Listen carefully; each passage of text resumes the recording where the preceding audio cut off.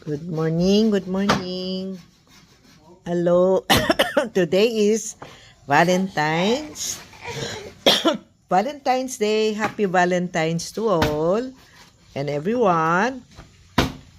Ito po, may ipapakita ako sa iyo na isang batang salat sa nanay. Salat sa nanay. Wala nanay niya. Isa din para makatulong sa pamilya.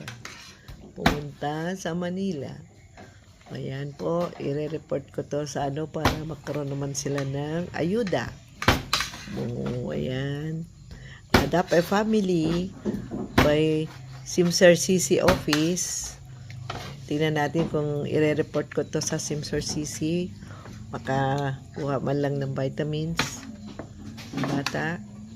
Gatas, pagkain niya. Kanin pa, gusto mo kanin? Ayan po. Kinakain ng bangos. Sinigang na bangos with repolyo. Kanin. Ayan po. Adopt a Family. Ayan po. Para care of Simsar CC. Okay. Ayan ang aming project ngayon. Patabain yung ang itong bata na ito. Wawa naman. Wala nanay niya, nag-aalaga lang mga kapatid. Ayun. Ayan po. Grabe. Hindi pa sila kumain hanggang ngayon. Anong oras na? Nung dumating kami, tsaka lang nagkaroon ng food. Every morning yan, lagi yan na walang kinakain sa umaga. Hindi sila nagluluto. Ayan po. Kasi ito walang magluluto sa kanila.